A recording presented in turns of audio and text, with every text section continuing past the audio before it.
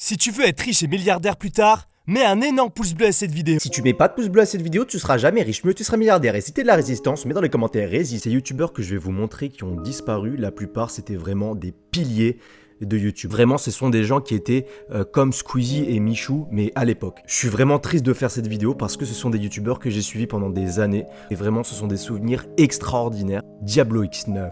Oh mon dieu, putain. C'est incroyable de dire son pseudo, c'est incroyable. C'est des souvenirs là qui remontent d'un coup. C'était vraiment le Squeezie de maintenant. Vraiment, c'était le big boss, c'était le pilier de YouTube et surtout des vidéos gaming parce qu'il faisait essentiellement que du gaming. Et vraiment, moi je me rappelle d'une époque, j'étais au collège, tout le monde parlait de Diablo X9. Tu demandes aux jeunes maintenant s'ils connaissent Diablo X9, ils ne connaissent pas Diablo X9. Je crois que c'est le deuxième français à avoir atteint la barre des 1 million d'abonnés après Cyprien. À l'époque, tu avais 3 youtubeurs les plus connus, Cyprien, Norman, Diablo X9. Diablo X9 il va tout simplement commencer les vidéos sur jeuxvideo.com si je me trompe pas et ensuite il va se créer une chaîne YouTube le 11 mars 2010 et il va commencer à faire des vidéos sur Call of Duty MW2. Il va faire ce qu'on appelle des frag movies. Une frag movie, c'est une vidéo où il va tout simplement montrer ses meilleurs kills sur un jeu avec de la musique. Voilà, c'est tout. C'est tout con. Ça faisait des millions de vues. Il faisait des vidéos gaming sur plein de jeux, vraiment tous les jeux. Et c'est des vidéos qui aujourd'hui n'existent plus. C'est vraiment des vidéos aujourd'hui qu'on ne retrouve plus sur YouTube. Il lançait son micro, il allait sur un jeu et puis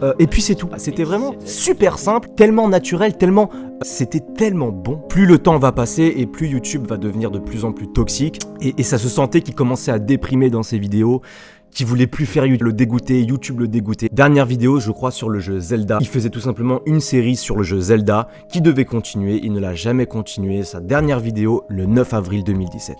Moi, j'adorais ses vidéos sur Battlefield 3. D'ailleurs, je jouais à Battlefield 3 à l'époque. C'était si simple, mais c'était tellement bon. Diablo X9, paix à ton âme, je t'aime, Diablo X9. On t'aime, mon amour. Il y avait eu une histoire, soi-disant, il avait couché avec la meuf de son pote, etc. Il y a eu plein de dramas autour de lui. Bismode 3. Bismode 3, c'était un ami à Diablo X9, c'était quelqu'un qui s'entendait très bien avec Diablo X9. C'était pas un pilier de YouTube comme Diablo X9, mais c'était quand même un énorme YouTuber à l'époque. Et donc pareil, Bismode 3, il faisait des vidéos tout simplement de gaming, des vidéos sur les jeux, des vidéos avec d'autres YouTubeurs, etc. Nommé le courrier de Bismode 3. Et qu'est-ce que c'est le courrier de Bismode 3 si ce n'est qu'un titre de vidéo ultra narcissique? Un mec, tu sens qu'il est gentil, un mec avec une énergie incroyable, un mec super gentil. Il poste sa dernière vidéo le 30 novembre 2017, la même année que Diablo X9, c'est super triste. Vraiment, ça me...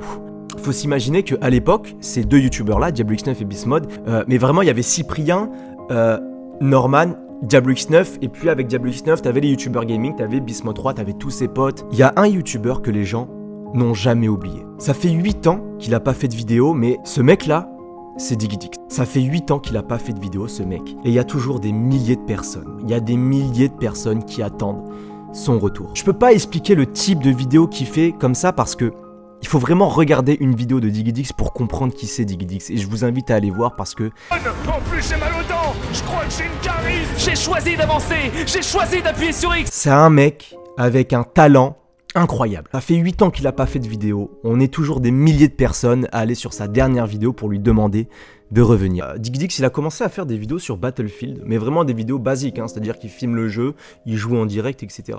Ce qu'il faut savoir, c'est qu'à l'époque, Battlefield 3, c'était vraiment le jeu auquel tout le monde jouait. C'était vraiment un jeu nouvelle génération avec un moteur graphique exceptionnel. Et puis un jour, il a commencé à faire des sortes de parodies sur le jeu avec des personnages. C'est-à-dire qu'il imitait des personnages, il imitait des rappeurs, etc.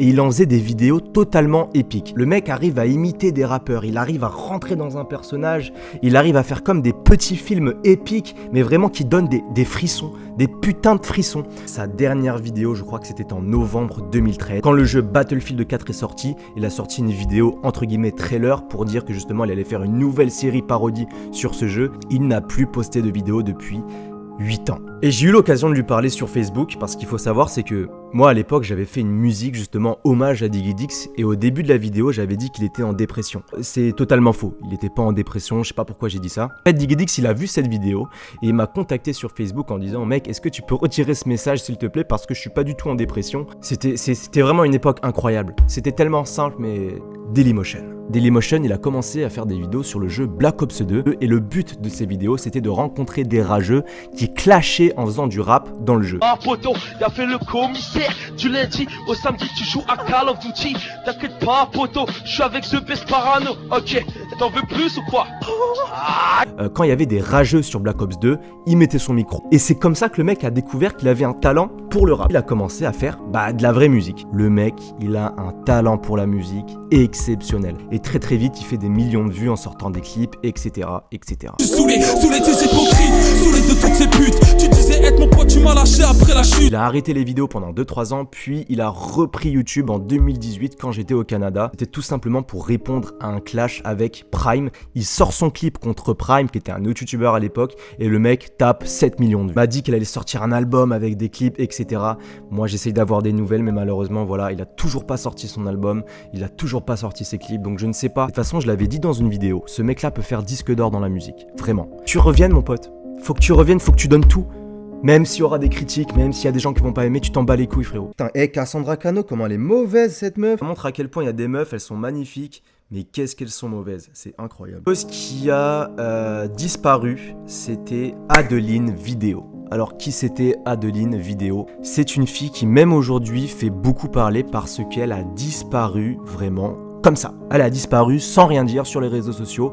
Elle n'a plus jamais rien posté sur ses réseaux sociaux. Il me semble qu'elle a arrêté YouTube en 2015-2016. C'était une youtubeuse vraiment très aimée, vraiment très appréciée. Et vraiment, moi à l'époque, je l'aimais bien cette nana-là parce qu'elle avait vraiment une énergie dans ses vidéos incroyable. Elle faisait des vidéos podcast, des vidéos sketch humour, elle faisait des parodies. Et vraiment, cette nana, elle avait une énergie incroyable. Et vraiment, il y avait énormément de personnes qui l'aimaient. Aujourd'hui, il y a vraiment des milliers de personnes qui se posent la question, mais pourquoi est-ce qu'elle a arrêté YouTube? Les gens n'ont pas compris pourquoi est-ce que d'un coup elle avait arrêté YouTube. Pourquoi est-ce que d'un coup elle a stoppé YouTube alors qu'elle aurait pu littéralement en faire son métier et très bien gagner sa vie et faire des choses exceptionnelles. Il me semble que sa sœur a sorti une vidéo pour faire une mise au point par rapport à ça, par rapport à Adeline Vidéo, et il me semble que dans la vidéo elle dit que voilà, mentalement elles ne vont pas bien. Donc voilà, Adeline Vidéo, je te fais des gros bisous. Putain, ça rappelle tellement de souvenirs. Tellement de souvenirs, tu rentrais du collège, t'allais sur YouTube.